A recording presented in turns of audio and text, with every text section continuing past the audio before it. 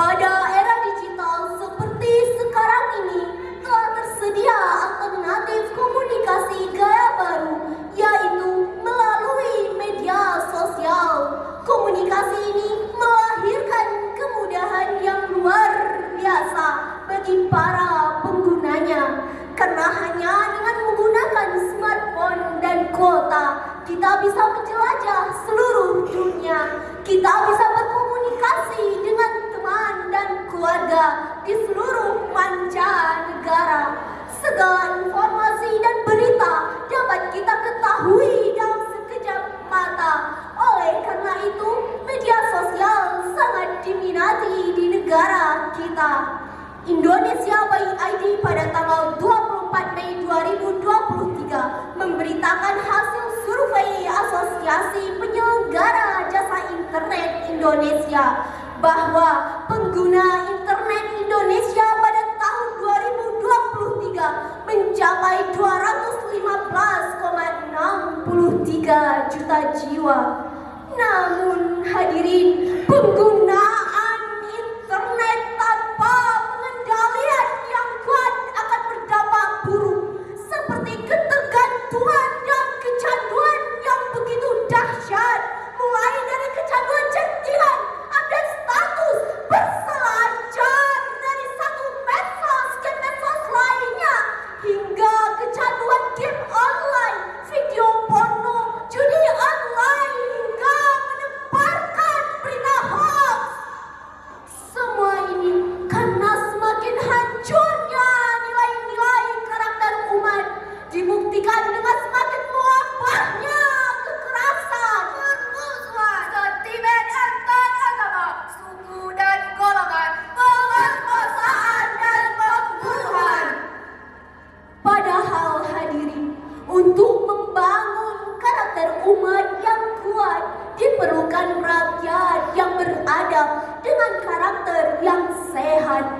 Lalu, mampukah kita membangun karakter umat yang mulia di tengah kemajuan era digital yang tiada tara? Sebagai jawabannya, izinkanlah kami menyampaikan syarahan Quran dengan judul Membangun Karakter Umat di Era Digital. Sebagai landasan awal, mari kita dengarkan lantunan Quran Surah Ar-Rahman ayat 33 berikut ini. A'udzu billahi minasyaitonir rajim.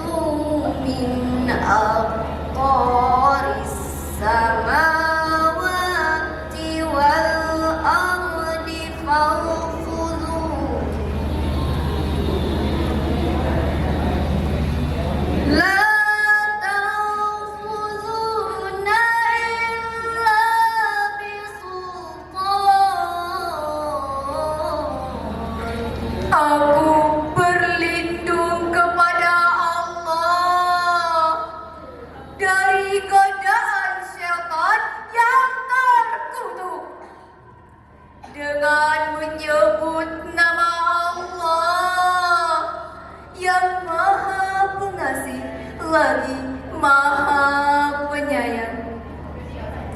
Wahai segenap jin dan manusia, jika kamu sanggup menembus melintasi penjuru langit dan bumi, tembuslah. Kamu tidak akan mampu menembusnya kecuali dengan kekuatan dari Allah.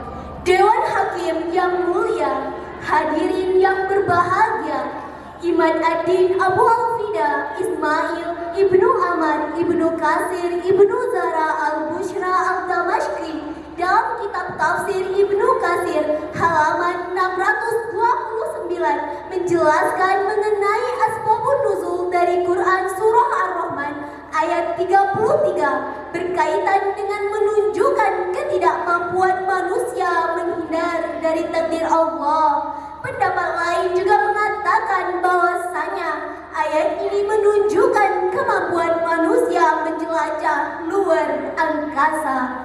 Dalam tafsir dan halaman yang sama dijelaskan bahwasanya manusia tidak bisa menghindar dari ketetapan Allah dan dari pertanggungjawaban kepadanya. Ayat tersebut memotivasi kita untuk menuntut ilmu dan mengembangkan teknologi. Ini istaqatum al-tanfuzu min aqtaris samawati wal ardh. Jika kamu sanggup menembus melintasi penjuru langit dan bumi, fanfuzu, maka tembuslah. Dengan catatan bahwa manusia tidak akan sanggup mengembangkan teknologi kecuali dengan bantuan dan pertolongan dari Allah. La yanfuduna illa bisultan. Kamu tidak akan sanggup menembusnya kecuali dengan kekuatan dari Allah. Hadirin rahimakumullah, era teknologi memiliki dampak positif yang begitu banyak, baik dari segi ekonomi, politik, sosial, budaya, maupun keagamaan. Namun, kenyataan pahit yang kita rasakan saat ini adalah kecanggihan teknologi dengan fitur-fitur negatif sehingga banyak pengguna yang lalai akan Tuhannya, bahkan semakin mewabahnya virus yang menjangkit, mulai dari virus tak bisa berhenti bermain game online hingga membuat penggunanya mengalami gangguan jiwa. Hadirin, era teknologi juga membuat candu penggunanya dengan menyebarkan berita hoax, sehingga bermunculan para tokoh-tokoh yang penuh dengan pencitraan. Kebohongan dianggap kebenaran, kebenaran dianggap kebohongan, yang salah dipuji, yang benar malah dibuli, sehingga beragam konflik di tengah-tengah masyarakat pun terjadi.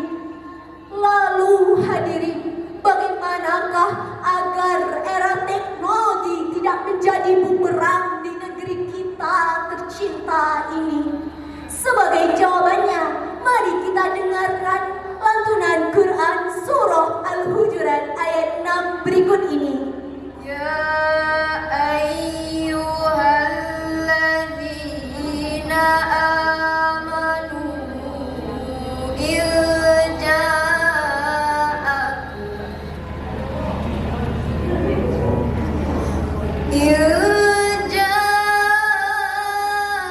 ja'akum fasiqun binaba'in fatabayyanu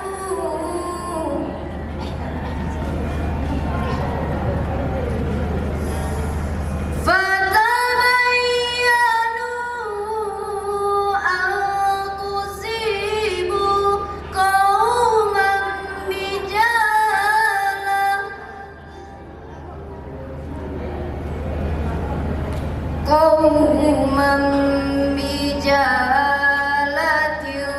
fatusbihu ala ma fa'altum nadimin.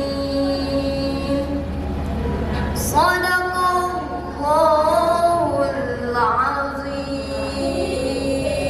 Wahai orang-orang yang beriman, jika seorang fasik datang kepadamu membawa suatu berita, maka periksalah dengan teliti kebenarannya, agar kamu tidak mencelakakan suatu kaum karena ketidaktahuanmu yang menyebabkan kamu menyesali perbuatanmu itu.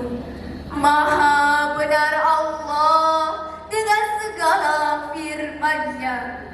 Hadirin rahimakumullah, asbabun nuzul dari Quran surah Al-Hujurat ayat 6 berkaitan dengan kisah Al-Walid bin Uqbah. Kala itu Al-Walid diutus oleh Rasulullah SAW untuk menarik zakat dari Bani Mustalik.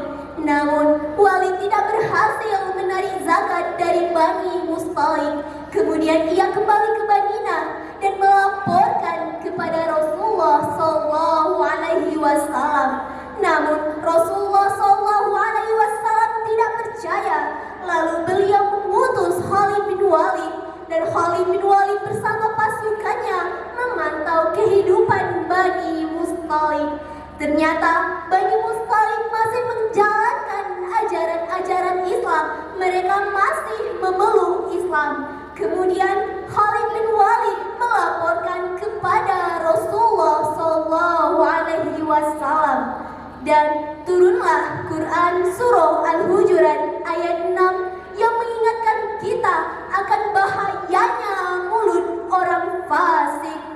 Dalam Zubdatun Tafsir min Fathil Qadir oleh Syekh Dr. Muhammad Sulaiman Al-Ashqar, Mudaris Tafsir Universitas Islam Madinah, menjelaskan, In ja'akum fasiqah, jika datang kepadamu seorang fasik, yakni orang yang memiliki banyak dosa, maka kamu harus menelitinya, sebab ia tidak peduli lagi dengan kebohongan yang ia lakukan. Binaba, dengan membawa berita, yakni berita yang mengandung mudarat bagi seseorang.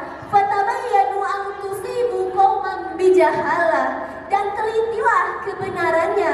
Jangan sampai kamu menimpakan musibah bagi suatu kaum tanpa mengetahui kebenarannya. Dan periksalah dengan teliti, dan termasuk memeriksanya adalah dengan bersikap tidak tergesa-gesa, memperhatikan antara kondisi yang terjadi dengan berita yang ada, sehingga jelas kebenarannya.